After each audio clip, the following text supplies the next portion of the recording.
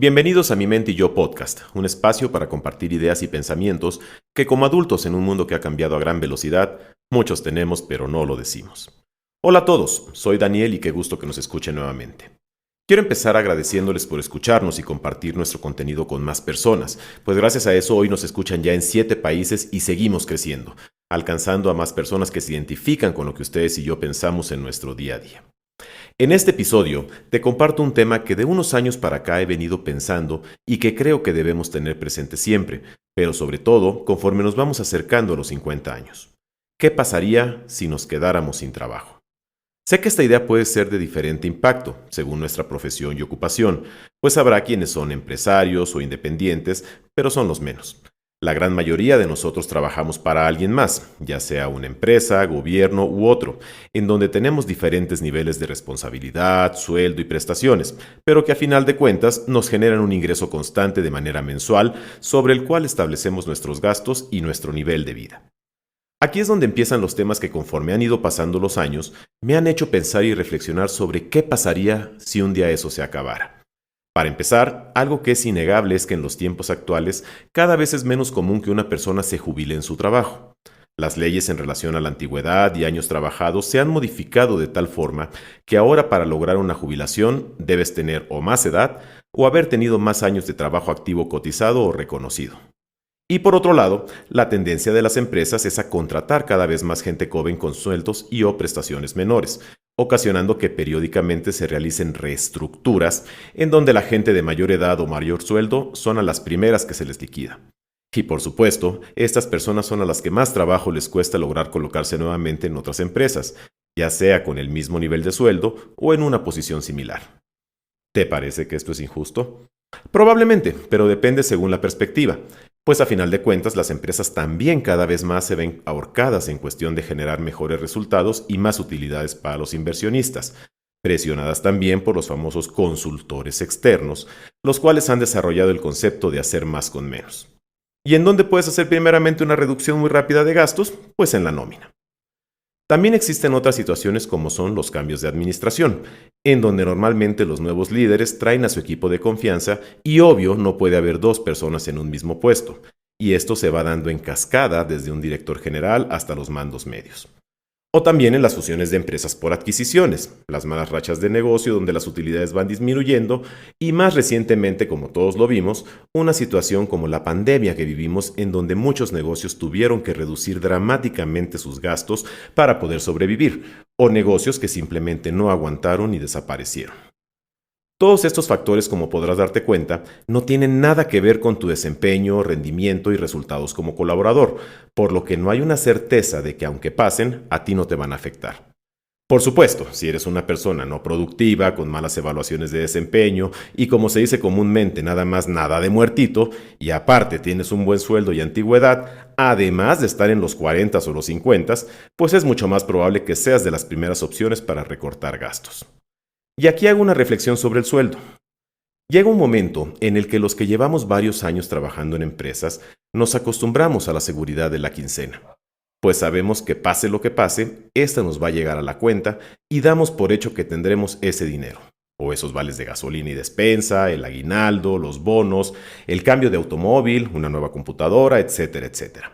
Sin embargo, esa misma seguridad en muchas ocasiones hace que nos confiemos en un cierto nivel de gasto y no nos preparemos para un escenario en donde regresamos a la pregunta inicial. ¿Qué pasaría en tu vida si de repente te avisaran que hoy es tu último día de trabajo? ¿Tienes un plan para enfrentar esta situación? La respuesta en la mayoría de los casos tristemente es no. Varias personas con las que he comentado el tema, primeramente me voltean a ver raro con esa mirada de a mí no me va a pasar, seguido de la respuesta más común. Pues con mi liquidación puedo aguantar unos 3 a 6 meses sin trabajar y sin afectar mi nivel de vida, mientras me coloco en otro lado. O la segunda respuesta más común, pues con mi liquidación pongo un negocio. Y esto, estimado contemporáneo, son los 2 conceptos más idealistas, pero a la vez más riesgosos que existen. A lo cual que si le sumamos que no tengamos un plan de ahorro o inversiones, tema que podemos tocar más a detalle en otro episodio si gustan, nos hace vivir al día y en total dependencia de nuestro sueldo. Suena rudo, ¿verdad? Pues te sugiero que veas en tu entorno social y encontrarás por lo menos 3 casos de amigos o familiares que han pasado por esta situación, y más a raíz de la pandemia que estamos viviendo, pero que como siempre lo ves desde afuera, no te detienes a pensar que también a nosotros nos puede pasar. Y lo peor, creemos que si nos pasara, nos iría diferente. Para empezar, nunca es un buen momento para quedarse sin trabajo, pero definitivamente hay épocas del año en que esto es peor. Por ejemplo, los meses de agosto a noviembre estadísticamente son los meses en donde las empresas menos contratan gente.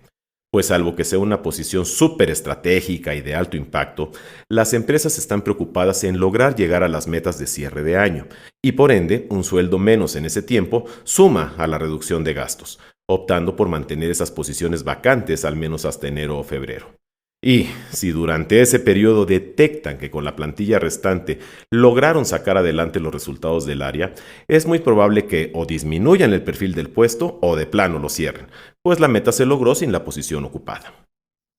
Por otro lado, al no existir un tabulador de sueldos homogéneo entre las empresas, quizá en donde estabas eras un gerente bien pagado y las vacantes que encuentres de puestos similares al tuyo tengan un menor rango de sueldo o prestaciones, por lo que en ese momento no son atractivas para ti y empieza a pasar el tiempo mientras encuentras algo similar.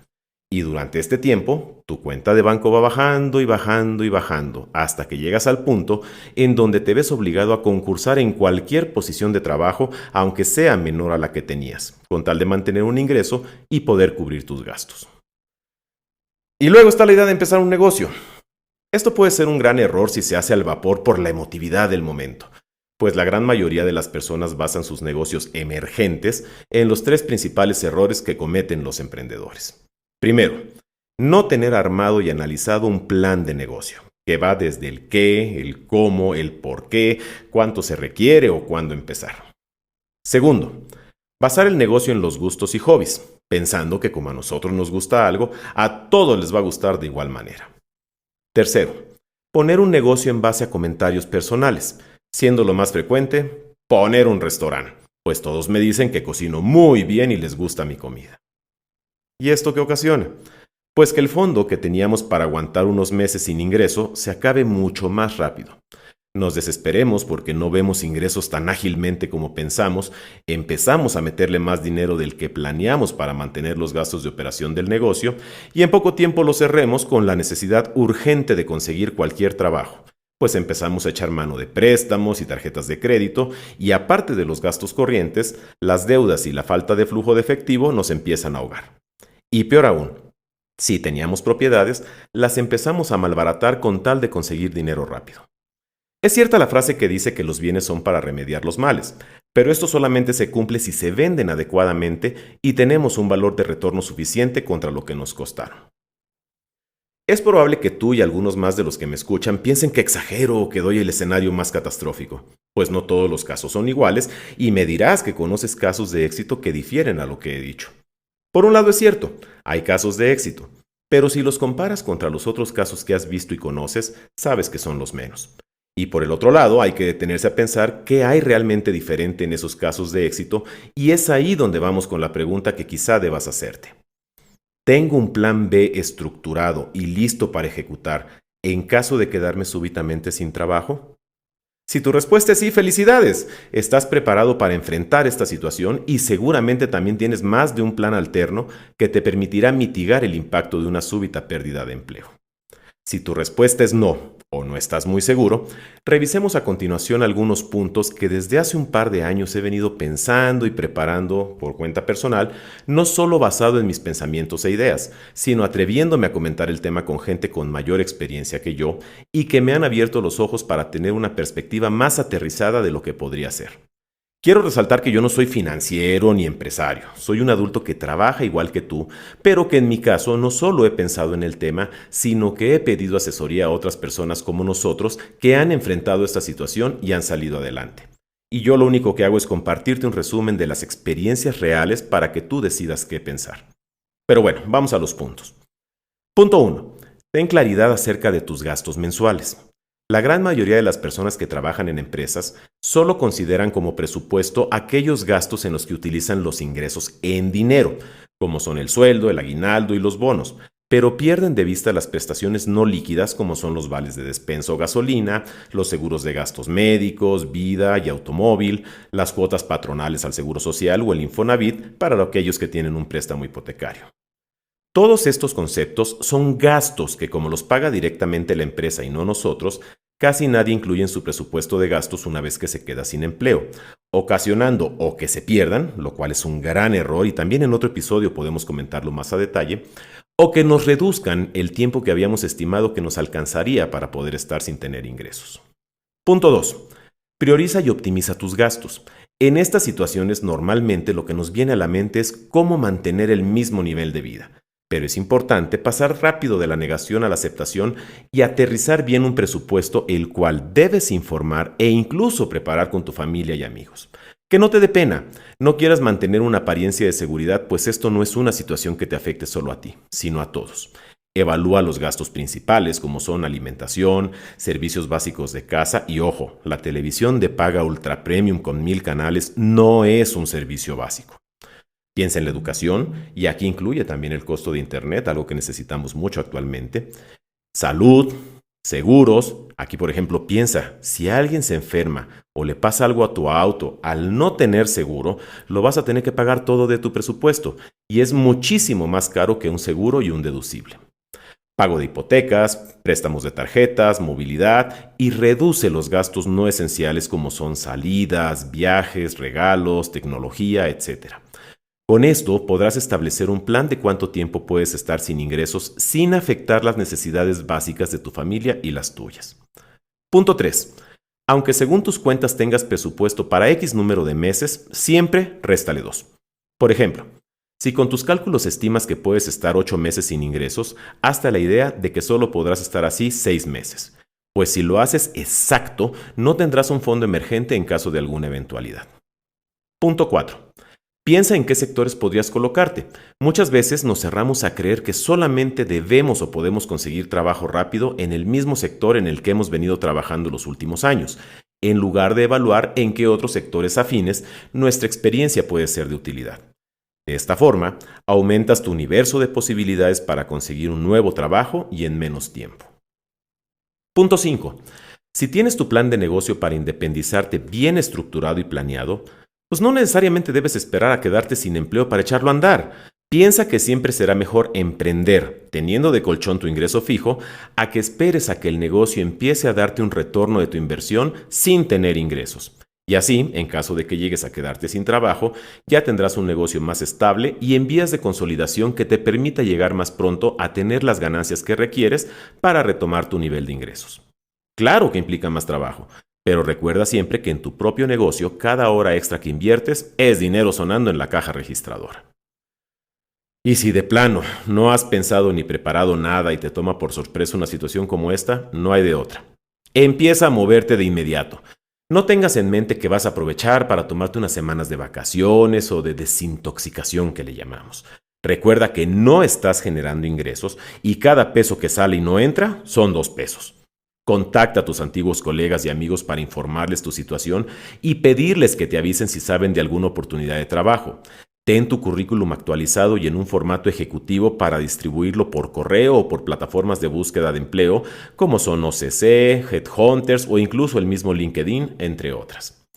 De hecho, los expertos en recluta de personal recomiendan que el currículum siempre esté actualizado y disponible para consulta en estas plataformas, aunque no estés buscando trabajo, pues así es más probable que durante las búsquedas puedas aparecer e incluso te inviten a entrevistas que aunque no te interesen en ese momento porque estás a gusto con tu trabajo, siempre es importante atender, pues estarás vigente y en la lista para futuras oportunidades. O por qué no, incluso podrías recibir una oferta que mejore lo que tienes en el momento y sea una oportunidad para tener un mejor trabajo.